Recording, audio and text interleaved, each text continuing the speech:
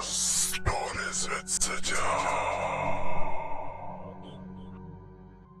ये कोई माफूकुल फितरत कहानी नहीं है, ना ही इसमें कोई जंग व बदल है। इसमें दरिंदगी है, लेकिन ये किसी और रंग की है, और ये रंग ऐसा है जो पहले सतर से लेकर आखिरी तक आपको कहानी से जुड़े रहने पर मजबूर कर देगा। ये मेरी पसंदीदा तरीन कहानियों में से एक है। कभी फुर्सत मिली और अल्लाह ने हिम्मत दी तो इसकी ड्रामाई तश्कील की कोशिश करूंगा इंशाअल्लाह। कहानी में इसरार और तजस्सुस का एक ऐसा टच है जो आपको एक एपिसोड से अगले एपिसोड तक जाने पर मजबूर करता रहेगा। इसरार और तहीर के बावजूद ये कहानी हकीकत से करीब तर है। कोई वाकया ऐसा नहीं जो अफसानवी रंग का हो। जो कुछ है सच है और हमारी इर्द गिर्द की जिंदगी से है। ये कहानी आपको शहरी माशरे से दूर देहाती माशरे के इन ढके छुपे गोशों में ले जाएगी जिनके मुतालिक आपने सुना होगा पर देखा नहीं होगा। जहाँ अब भी जिनों भूतों बदरुओं उछल पैरियों का खौफ लोगों के दिलों पर छाया हुआ है। जहाँ अब भी जिंदा पैरों और खानकाहों की हुकूमत है। ये कहानी बताई गई कि इंसान तरक्की याफ्ता मगरिब से ताल्लुक रखता हो या एशिया के किसी पसमानदा देहात से, इसकी फितरत में नेकी और बदी का अजली जज्बा मौजूद है। इस कहानी में आपको खौफ और दहशत की फिजा में मोहब्बत जैसे नाजुक जज्बे की एक नन्ही सी कोंपल फूटती नजर आएगी, और ये हकीकत भी मिलेगी कि मोहब्बत का लाफानी जज्बा रंग, नस्ल, मजहब या जबान का मोहताज नहीं होता। कुदरत अपने होने का इजहार मुख्तलिफ तरीकों से करती है। इस कहानी का मरकजी किरदार पुरअसरार होने के बावजूद कुदरत की सनाई का सबूत है। इसकी हस्ती नाकाबिले यकीन है, लेकिन इसके सीने में दिल धड़कता है, और इस दिल में वो सारे जज्बात मौजूद हैं जो किसी इंसान में हो सकते हैं। उन्हीं जज्बों में वो जज्बा भी मौजूद है जो जज्बों का बादशाह है। आप सुने और देखें कि वो कौन सा जज्बा है। मेरा नाम मोहम्मद असलम बाजवा है। उम्र 80 बरस से थोड़ी ज्यादा ही होगी, ताहम सेहत के एतबार से 70 के करीब नजर आता हूँ। बेहतर है कि अपनी जिंदगी का ये यादगार और नाकाबिले फरामोश वाकया बयान करने से पहले मैं अपना थोड़ा सा तारुफ मजीद और करा दूँ। मैं पेशे के लिहाज से सहाफ़ी हूँ। तकसीम हिंद के फौरन बाद मैं जलंधर से लाहौर चला आया। मेरी फैमिली भी मेरे साथ थी। एक बहन सुरैया जो मुझसे 1 साल छोटी थी, मुझे इतना चाहती थी कि इसकी चाहत को लफ्जों में बयान करना मेरे लिए मुमकिन नहीं है। वालिद साहब मजहबी आदमी थे। उन्होंने अपनी अच्छी सिफात हम 2 भाइयों में मुंतकिल करने की भरपूर कोशिश की। खास तौर से मुझ पर तवज्जो दी गई क्योंकि मैं बहन भाइयों से बड़ा था। वालिद साहब सरकारी मुलाजिम थे। सरकारी मुलाजिम खौफ खुदा भी रखता हो तो फिर भी वो अपनी कमाई से बच्चों का पेट पाल सकता है, लेकिन घर में पैसों की रेल पेल का होना नामुमकिन होता था। हमारे घर में भी खुदा का शुक्र था, लेकिन पैसा इतना ही था जिससे बमुश्किल जरूरियात पूरी हो। वालिद साहब की हमेशा ये ख्वाहिश रहती कि वो अपने बेटों को जिस्मानी तौर पर ही नहीं ज़हनी तौर पर भी मजबूत बनाए। जिस्मानी सेहत के लिए वो अपने हाथ से हम दोनों भाइयों को जिस्मों पर तेल की मालिश करते थे और स्कूल भेजने से पहले हमें वर्जिश कराया करते थे। गालिबन यही वजह थी कि हम दोनों शुरू से ही चुस्त और तवन्ना थे। अपने हमजोलियों में हमारे कद काट भी नुमायां थे। टाइलों के पुख्ता फर्श पर कुश्ती लड़ने से हम दोनों भाइयों की कोहनियां और घुटने वगैरह छिल जाते थे। वालिदा हमारी इन खराशों और जख्मों से परेशान होती थी, लेकिन वालिद साहब कि किसी भी काम में मुदाखलत करना इनकी हिम्मत और ताकत से बाहर था। इनका ये रवैया हमारी जवानी तक यूं का त्यों रहा। जिन दिनों का ये जिक्र है, ग्रेजुएट शख्स को आलिम फाजिल तस्वर किया जाता था और बहुत कदर की निगाह से देखा जाता था। तालीम के मयार का अंदाज़ा आप इस बात से लगा सकते हैं कि वालिद साहब ने सिर्फ मैट्रिक किया था, लेकिन अंग्रेजी रवानी से लिख और बोल लेते थे। मैंने ग्रेजुएशन करने के बाद चंद माह बाद हस्बो रिवायत नौकरी करने के लिए धक्के खाए। फिर खुशकिस्मती से एक मारूफ अंग्रेजी अखबार में मुझे प्रूफ रीडर की मुलाजमत मिल गई। मुआवजा नाकाबिले बयान हद तक कम था। बहरहाल कुछ न करने से कुछ करना बेहतर था, खास तौर पर ऐसी सूरत में कि आगे बढ़ने के इम्कानात भी थे। सहाफत और तसनीफ व तालीफ की तरफ मेरा फितरी मैलान था। मैंने मज़कूरा अखबार में 2 साल तक जमकर काम किया और सब एडिटर की मंजिल तक पहुंच गया। इसी दौरान में मेरे एक चचा ने मेरे छोटे भाई अनवर को अपने पास इंग्लैंड बुलवा लिया। 1-2 माह में ही अनवर वहाँ से पैसे भेजने लग गया। मेरी तनख्वाह में भी इजाफा हो गया था। वालिद साहब ने रिटायरमेंट के बाद गारमेंट्स की दुकान कर ली थी। वो ऐसा ना भी करते तो घर का खर्चा बड़े अच्छे तरीके से चल रहा था,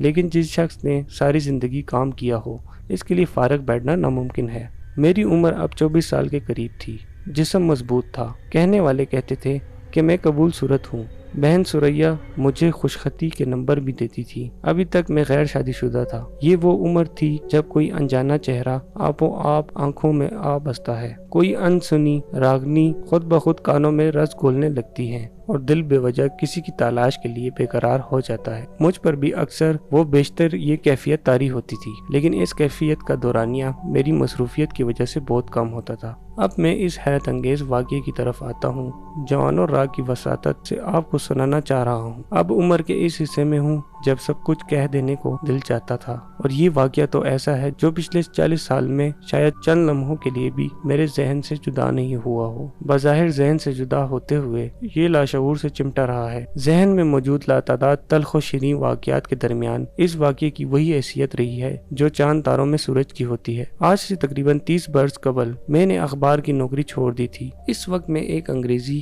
حفظ روز کا چیف ایڈیٹر تھا۔ اس فراغت کے بعد میں نے اپنے طور پر اور اپنی مرضی سے تصنیف و تالیف کا ہلکا پھلکا سلسلہ جاری رکھا تھا۔ ان دنوں میں اپنی زندگی کے اس سنسنی خیز واقعے کو ضبط تحریر میں لانے کی کوشش کی تھی۔ فل اسکیپ کے تقریباً 70 اوراق میں لکھے تھے۔ اس میں نے کچھ نام اور مقامات تبدیل کر دیے تھے۔ یہ ایک اثر انگیز کہانی تھی، لیکن اس میں کئی گوشے تاریکی میں رہ گئے تھے۔ ایک دو اہم واقعات شامل نہیں ہو پائے تھے۔ کہانی پڑھتے ہوئے ایک ادھورا سا پن محسوس ہوتا تھا۔ میں نے فیصلہ کیا کہ اس کہانی کو دوبارہ لکھوں گا اور پوری تفصیل سے لکھوں گا۔ میرا خیال ہے کہ تمہید طویل ہوتی جا رہی ہے، اب مجھے اصل کہانی کی طرف آ جانا چاہیے، لیکن اصل کہانی سے پہلے ایک چھوٹی سی تمہید، اور میں عمر کے آخری حصے میں ہوں۔ میں نے اپنی ساری عمر ایک حقیقت پسند روشن خیال شخص کی حیثیت سے گزاری ہے۔ ہم جلندھر سے آ کر لاہور میں آباد ہوئے تھے، تاہم ہمارے کئی رشتہ دار شرکپور کے نواحی دیہات میں آباد تھے۔ دیہات سے میرا اور میرے گھر والوں کا تعلق اٹوٹ تھا اور اب بھی ہے۔ دیہاتی زندگی کا رنگ ڈھنگ میں نے بہت سے قریب دیکھا ہے، اور اس خوبصورت زندگی کو میں اتنا ہی جانتا ہوں جتنا کوئی بھی پکا پینڈو جان سکتا ہے۔ دیہاتی زندگی کے بہت سے پہلو ہیں، ان میں سے ایک پہلو کا ذکر میں یہاں کرنا چاہتا ہوں۔ اس پہلو کا تعلق وہی نفسیات سے ہے اور اس اسراریت سے ہے جو یہی زندگی میں ہمیشہ لہریں لیتی رہتی ہیں۔ دیہائی علاقوں میں لوگ مافوق الفطرت چیزوں پر بہت یقین رکھتے ہیں۔ ایسی باتیں عام سننے میں آتی ہیں، فلاں لڑکی پر سایہ ہو گیا، فلاں شخص پر کسی نے تعویذ کر ڈالا۔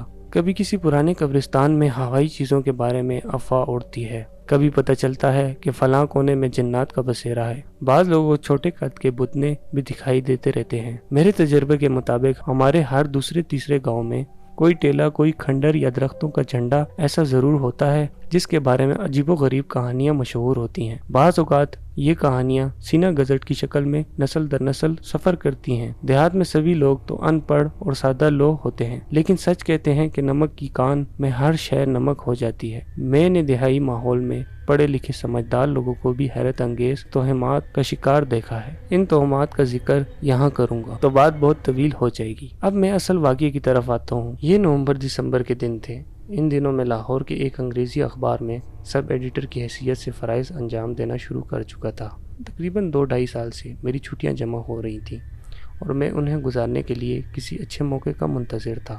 غالباً وہ شروع دسمبر کی ایک آخری لہر آلود صبح تھی جب مجھے یہ موقع مل گیا۔ مجھے اپنے دوست شوکت گوندل کی طرف سے ایک رجسٹرڈ خط موصول ہوا۔ شوکت نے لکھا تھا کہ اس کا تبادلہ پھر سے باغپور گاؤں میں ہو گیا ہے، رہائش بھی اچھی ملی ہے، اگر میں 2-4 ہفتوں کے لیے آنا چاہوں تو بڑا اچھا موقع ہے۔ مرغابی کا شکار زوروں پر ہے، سور کشی بھی ہو رہی ہے۔ شوکت گوندل پولیس میں انسپیکٹر تھا۔ جلندھر میں ہم دونوں ایک ہی کالج میں پڑھتے تھے اور اچھے دوست تھے۔ ان دنوں پولیس میں پڑھے لکھے افراد بہت کم آتے تھے، تاہم شوکت کو خاندانی پس منظر کی وجہ سے پولیس میں نوکری مل گئی تھی۔ پچھلے 3-4 سال میں وہ انسپیکٹر کے عہدے تک پہنچ گیا تھا، یعنی پکا تھانے دار بن گیا تھا۔ بہرحال ہماری دوستی میں کوئی خاص فرق نہیں پڑا تھا۔ شوکت پچھلے برسوں میں زیادہ تر دیہائی تھانوں میں تعینات رہا تھا۔ ان میں سے ایک تھانہ باغپور کا بھی تھا۔ کوئی 1.5 سال پہلے جب وہ باغپور میں تھا تو اس نے مجھے وہاں بلایا تھا۔ ہم نے 4-5 دن وہاں ایک ساتھ گزارے تھے اور خوب انجوائے کیا تھا۔ اب شوکت ایک بار پھر سے باغپور میں تھا۔ شکار کا موسم بھی تھا، لہٰذا اس نے بذریعہ خط مجھے فوراً آنے کی دعوت دی تھی۔ دیہائی علاقوں سے مجھے بھی بہت محبت تھی، اوپر سے شکار کا موسم، میں فوراً تیار ہو گیا۔ 2-4 روز میں ضروری کام نپٹانے کے بعد میں نے اپنے ایک ساتھی سب ایڈیٹر کو اپنی کرسی سونپی اور میں 1 ماہ کی چھٹی گزارنے کے لیے روانہ ہو گیا۔ کوٹ سلطان سے مشرق کی طرف تقریباً 14 میل تک پکی سڑک پر سفر کرنے کے بعد میں بس سے اترا اور نہر کے پل پر پہنچ گیا۔ یہاں سے آگے کچا راستہ تھا اور دیہاتی ٹانگے کا ہچکولے دار سفر تھا۔ 6-7 میل کے سفر کے بعد ہم ایک ڈیک نالے پر پہنچے۔ ڈیک نالے کو پار کرنے کے بعد مجھے ایک جیپ نظر آئی۔ اس خط حال جیپ میں شوکت کا ASI محمد نذیر موجود تھا۔ وہ مجھے باغپور لے جانے کے لیے آیا تھا۔ اس جیپ کے ذریعے ہم نے 9-10 میل کا سفر طے کر لیا تھا۔ دشوار راستے کے اس کھٹن مگر دلچسپ سفر کے بعد ہم شام سے تھوڑی دیر پہلے باغپور پہنچے۔ اس مرتبہ شوکت کو واقعی اچھی رہائش گاہ ملی تھی۔ باغپور کے بیچوں بیچ یہ 4 کمرے کا مکان موجود تھا۔ برآمدہ اور کشادہ صحن بھی تھا۔ یہ دیہاتی طرز کا کچا مکان تھا، تاہم اس کی 4 دیواری عام دیہاتی مکانوں کے برعکس اونچی تھی۔ شوکت نے پرجوش طریقے سے میرا استقبال کیا۔ میرے لیے اس نے پانی گرم کر رکھا تھا۔ نہانے اور مزیدار کھانے کے بعد ہم نے سگریٹ لگائے اور لالٹین کی روشنی میں بیٹھ کر باتوں کے بند کھول دیے۔ اگلے 3-4 دن خوب مزے میں گزرے۔ ہم باغپور میں گھومتے پھرتے رہے، چند مرغابیوں کا شکار بھی کیا۔ خوشگوار اتفاق یہ تھا کہ شوکت بھی تقریباً فارغ ہی تھا۔ کوئی سنگین نوعیت کا کیس اس کے تھانے میں موجود نہیں تھا۔ باغپور کی حیثیت ایک بڑے گاؤں یا چھوٹے قصبے کی تھی۔ ارد گرد کے 10-15 مزید دیہات اس تھانے کا دائرہ کار میں آتے تھے۔ کافی آبادی بن جاتی تھی۔ اس کے باوجود اگر سنگین نوعیت کا معاملہ شوکت کے لیے موجود نہیں تھا تو یہ اس کی خوش قسمتی ہی تھی۔ شوکت کے مالک مکان کا نام نوازش چاند تھا۔ اسے صرف چاند کے نام سے پکارا جاتا تھا۔ نام سے قطعی نظر وہ کسی طرح بھی چاند نظر نہیں آتا تھا۔ رنگ سانولا، نقوش موٹے، سر نیم گنجا، لیکن کہتے ہیں کہ ہر شخص کسی نہ کسی کے لیے چاند ضرور ہوتا ہے۔ نوازش اس لحاظ سے اگر چاند تھا بھی تو پھر اسے پوری راتوں کا چاند کہنا چاہیے، کیونکہ وہ بہت موٹا تھا، توند نکلی ہوئی تھی، جم جم کر چلتا تھا۔ بہرحال اکثر موٹے افراد کی طرح وہ ایک ہنس مکھ شخص تھا۔ اس کی موجودگی میں کسی کے لیے برا ہونا ناممکن تھا۔ نوازش چاند میں ایک خاص بات یہ تھی کہ وہ شوکت کا صرف مالک ہی نہیں تھا، اس کا ہوشیار مخبر بھی تھا۔ چاند کی عمر 35-40 سال کے لگ بھگ تھی۔ باغپور میں میرے قیام کا 5واں روز تھا۔ رات کے 10 بجے تھے۔ شوکت ابھی تک تھانے میں ہی تھا۔ وہ لڑائی جھگڑے کے ایک معاملے کو نپٹانے کے بعد ابھی فارغ ہوا تھا۔ میں بھی اس کے پاس بیٹھا تھا۔ ہم نے مٹی کی انگیٹھی سلگار رکھی تھی اور مونگ پھلی ٹھکور رہے تھے۔ ایک دن کے بعد اتوار تھا۔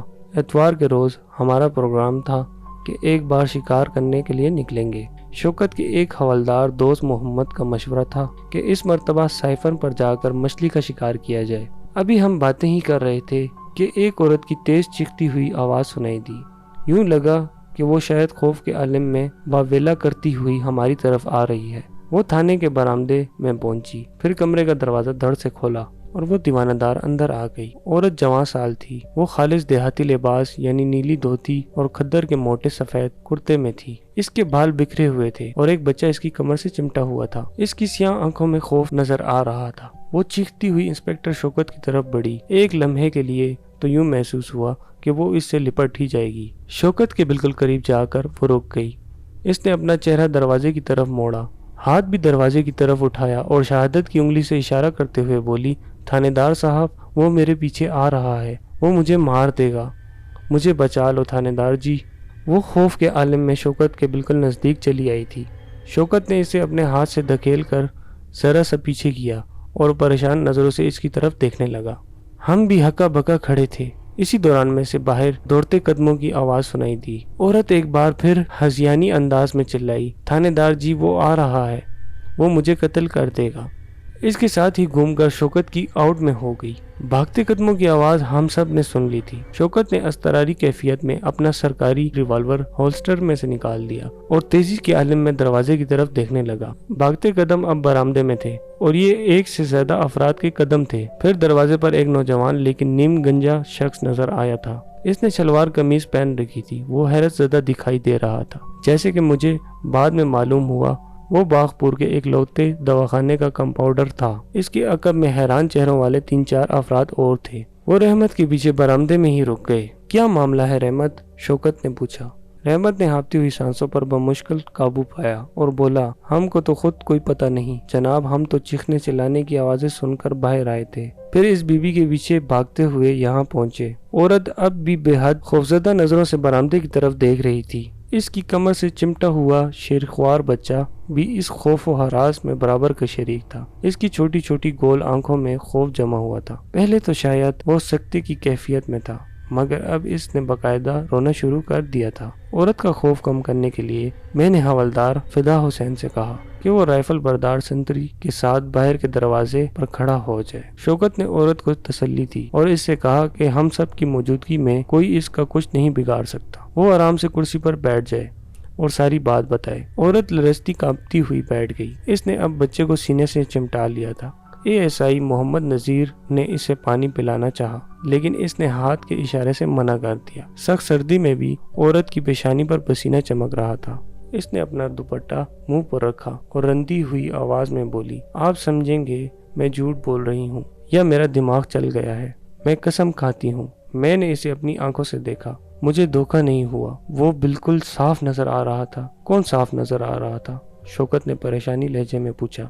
تھانے دار صاحب میں جھوٹ نہیں بول رہی ہوں، وہ بندہ نہیں تھا، وہ ضرور کوئی ہوائی چیز تھی، وہ کوئی بلا تھی تھانے دار جی۔ عورت کے انداز رونگٹے کھڑے کرنے والا تھا۔ بات کرتے ہوئے اس کا رنگ بالکل ہلدی کے جیسے ہو گیا تھا اور خشک ہونٹ کانپے چلے جا رہے تھے۔ اندیشہ محسوس ہو رہا تھا کہ کہیں وہ بے ہوش نہ ہو جائے۔ میرے اشارے پر نذیر نے اصرار کر کے اسے 2 گھونٹ پانی پلایا۔ وہ ہمیں بہت کچھ بتانا چاہ رہی تھی لیکن اس کی سمجھ میں نہیں آ رہا تھا کہ کس طرح بتائے۔ اس کے ذہن اور اس کی زبان میں ہم آہنگی پیدا نہیں ہو رہی تھی۔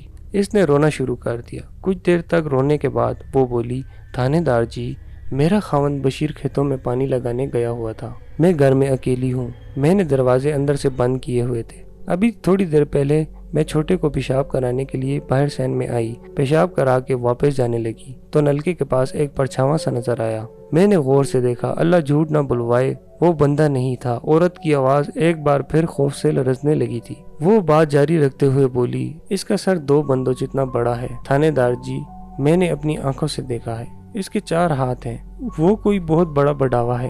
ڈر کے مارے میری تو چیخیں نکل گئی، میں دروازہ کھول کر باہر بھاگ گئی۔ وہ چھلانگے لگاتا ہوا میرے پیچھے آیا۔ اس کے بعد مجھے کچھ ہوش نہیں رہا، میں بس دوڑتی دوڑتی تھانے چلی آئی۔ مجھے ڈر لگتا تھا کہ میں نے مڑ کر دیکھ لیا تو میں مر جاؤں گی۔ تھانے کی بتی جل رہی تھی، میں بس بتی کو دیکھتی رہی اور دوڑتی ہوئی یہاں آ گئی۔ عورت کی پوری بات سننے کے بعد ہمارے تنے ہوئے اعصاب قدر ڈھیلے پڑ گئے۔ شوکت نے گہری سانس لیتے ہوئے میری طرف دیکھا۔ کمپاؤنڈر رحمت کے ہونٹوں پر دبدبی مسکراہٹ نظر آئی۔ یہ بات واضح محسوس ہو رہی تھی کہ عورت کسی وجہ سے پوری طرح ڈر گئی ہے۔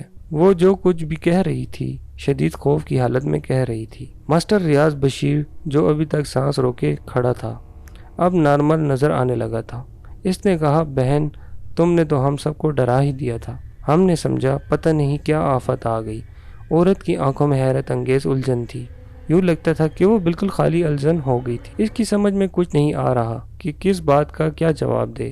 اس کی عمر بمشکل 24 سال تھی، تاہم دیہات میں ناکافی سہولتوں اور کڑی مشکلوں کی وجہ سے عورتیں تیز رفتاری کے ساتھ جوانی کے دور سے گزر جاتی ہیں۔ کبھی کبھی تو 3-4 بچوں کی ماں کو دیکھ کر یوں لگتا ہے کہ وہ 3-4 بچوں کی دادی ہے۔ ہم لوگ اکثر دیہات کی صاف آب و ہوا اور خالص خوراک کا ذکر کرتے ہیں اور اس حوالے سے دیہاتیوں کی قابل رشک صحت کا ذکر بھی ہوتا ہے، لیکن میں نے نتیجہ نکالا ہے کہ قابل رشک صحت کا یہ اصول ہر کسی پر لاگو نہیں ہوتا۔ ہم جلندھر میں رہتے تھے، میں نے اکثر والدہ کی سہیلیوں کو دیکھا، وہ مجھے والدہ سے کہیں عمر رسیدہ لگی۔ کچھ اس سے ملتی جلتی حالت والد کے دوستوں کی بھی تھی۔ بہرحال بات کسی اور طرف نکل گئی۔ میں ایک سرد رات کا ذکر کر رہا ہوں اور اس دیہاتی عورت کا ذکر کر رہا ہوں جو اب تک خوف سے کانپ رہی تھی اور اپنے منہ بسورتے بچے کو سینے سے لگائے انسپکٹر شوکت کے کمرے میں انگیٹھی کے پاس کھڑی تھی۔ شوکت نے عورت سے پوچھا، بی بی تیرا خاوند کون ہے؟ کمپاؤنڈر رحمت کے ساتھ آیا ہوا ایک شخص بولا، جناب وہی بشیرہ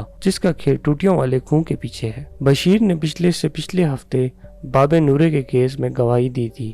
شوکت کو یاد آ گیا کہ یہ بشیرہ کون ہے۔ اس نے کمپاؤنڈر رحمت سے کہا کہ وہ اسی وقت بشیرے کے پاس کھیت میں جائے اور اسے بتائے کہ اس کے گھر میں کیا ہوا۔ کمپاؤنڈر رحمت نے مستعدی سے سر ہلایا۔ میں نے اندازہ لگایا کہ وہ اس قسم کے کاموں میں بڑھ چڑھ کر حصہ لیتا ہے۔ اس نے خوش دلی سے کہا، انسپکٹر صاحب میں ابھی جاتا ہوں، کان کھینچتا ہوں اس کے، وہ ایک نمبر کا بیوقوف ہے۔ بھلے مانس اگر رات کو کھیت میں جانا ہی ہے تو گھر میں کسی کو چھوڑ کر جائے، بس منہ اٹھایا اور چل پڑے۔ عورت نے باریک سی آواز میں کہا، ڈاکٹر تم سمجھ رہے ہو کہ میں ڈر گئی ہوں، میں بڑی سے بڑی قسم کھانے کو تیار ہوں، میری زبان سڑے اگر میں جھوٹ بولوں، میں نے سب کچھ اپنی آنکھوں سے دیکھا ہے۔ میں نے کہا، بی بی رات کے 11 بجنے والے ہیں، تھانے دار صاحب نے اب کمرہ بند کرنا ہے، تو بھی گھر جا، ابھی تیرا خاوند بھی آ جاتا ہے۔ پریشانی کی کوئی بات نہیں۔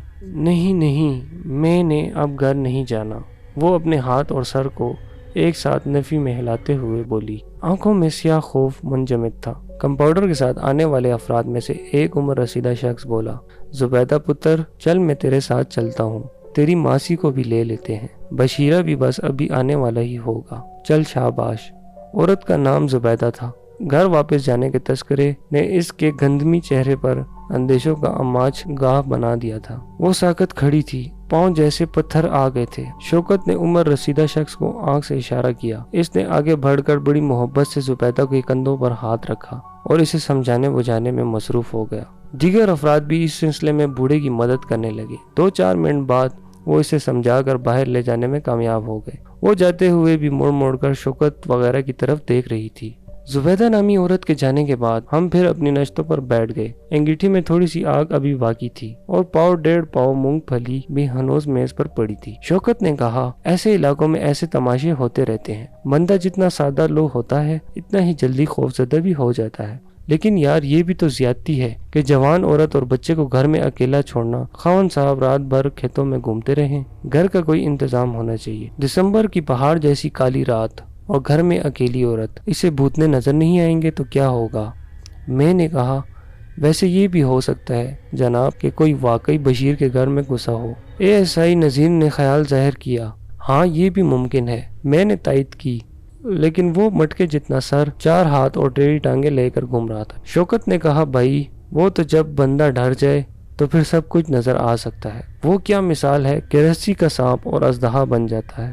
میں نے کہا، ایک مرتبہ سیالکوٹ روڈ پر جاتے ہوئے ہمیں بھی ایک کنگ سائز جن نظر آیا تھا، کوئی 100 فٹ اونچا تو ہوگا۔ شوکت نے کہا، اپنا سایہ دیکھا ہوگا؟ میں نے ہنستے ہوئے کہا، نہیں یار، ہم سرکاری جیپ پر تھے۔ دراصل ہمارے آگے جانے والی کسی کار کی ہیڈ لائٹ سڑک پار کرتے راہگیر پر پڑی تھی۔ اس کا بہت بڑا پرچھاواں سامنے گرد پر پڑے بادل پر پڑا اور یوں لگا جیسے کوئی 100 فٹ اونچی بلا نے سڑک پار کی ہے۔ یہ حوالدار فدا حسین بھی ہمارے ساتھ تھا، یہ تو بے ہوش ہوتے ہوئے بچا تھا، تم اسے بصری وہم بھی کہہ سکتے ہو۔ میں نے کہا، حوالدار نے ڈرتے گفتگو میں حصہ لیا، جناب آپ پڑھے لکھے لوگ ہیں، ہماری سمجھ آپ کی سمجھ کا مقابلہ تو نہیں کر سکتی، لیکن یہ بات تو سب مانتے ہیں کہ ایسی چیزیں ہوتی ہیں، آگ ہوتی ہے تو دھواں نکلتا ہے، اگر ایک اچھا بھلا بندہ ڈرتا ہے تو اس کی کوئی نہ کوئی وجہ تو ہوگی۔ کچھ دیر تک اس موضوع پر بات چیت ہو رہی تھی، پھر مونگ پھلی ختم ہو گئی اور انگیٹھی بھی ٹھنڈی ہو گئی۔ ہم جانے کے لیے اٹھ گئے۔ جانے سے پہلے شوکت نے ASI نذیر کو ہدایت دی کہ وہ سونے سے پہلے ایک چکر بشیرے کے گھر کا لگائے۔ اس نے نذیر کو مچھلی کا شکار کے لیے 2 اچھے جال لانے کا بھی کہا تھا۔ نذیر نے کہا کہ کل دوپہر تک جال پہنچ جائیں گے، لیکن اگلے روز دوپہر سے بہت پہلے ہی ایک ایسا واقعہ ہو گیا جس نے سارا پروگرام دھرم بھرم کر کے رکھ دیا۔